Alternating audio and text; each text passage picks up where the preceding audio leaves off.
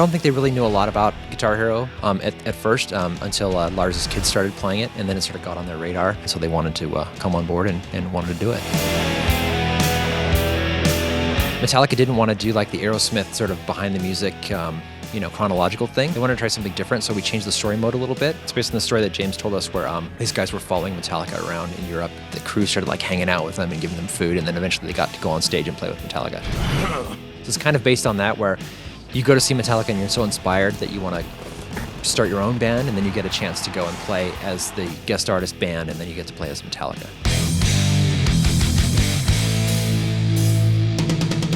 I gotta say that I really think that this is the best Guitar Hero game that's ever been made. I think the set list is amazing. All the songs play super, super fun. This type of music is just tailored towards making fun songs to play.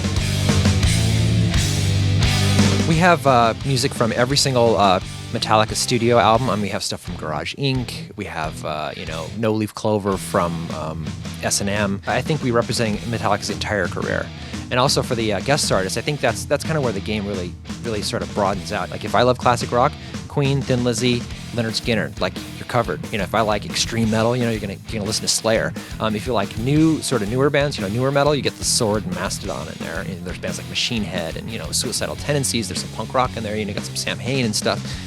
As a pretty broad spectrum. I think on its own it's a really great set list, but couple that with the great Metallica songs in there, so it's just an amazing, amazing package. There's some songs that aren't so hard, if you can play a Skynyrd song, or even For Whom the Bell Tolls is pretty simple. So at the beginning of the game, it's not too hard. At the end of the game, when you're playing Fight Fire with Fire, if you're playing War Ensemble from Slayer, yeah, you're gonna get slammed. If you're playing Expert or Expert Plus, man, those songs are super hard. The first thing everybody asks is like, hey, you're gonna have a double bass pedal in the game? And it's like, well, we have to think about that and see if we can do it. And then it turns out that we could do it technologically. So it gives us the opportunity to actually track all those songs the way they're actually played with both feet. And then you plug that extra pedal in there, and then you get a chance to play those insane, play Fight Fire with Fire with every single double bass kick, or try and play Slayer. And it's really, really pretty fun.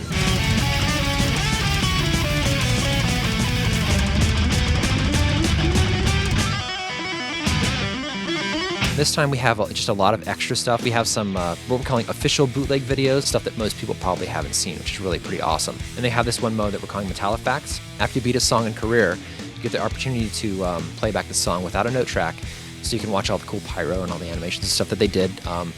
And it also comes up with some little bits of information about each song.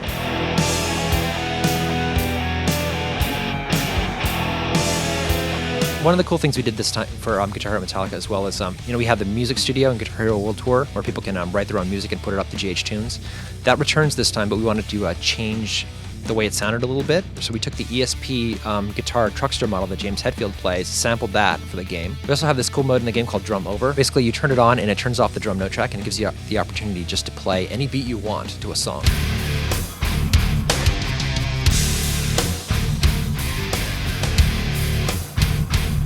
There's a core group of people here that I think would just work on it, 25 hours a day if we could, because we want to put so much into it, put so much extra stuff in there. So I think people will realize once they pick it up that it's not just a bunch of songs, it's not just a song pack. There's like bonus footage and lots of great stuff in there, and hopefully the metalheads out there will be happy.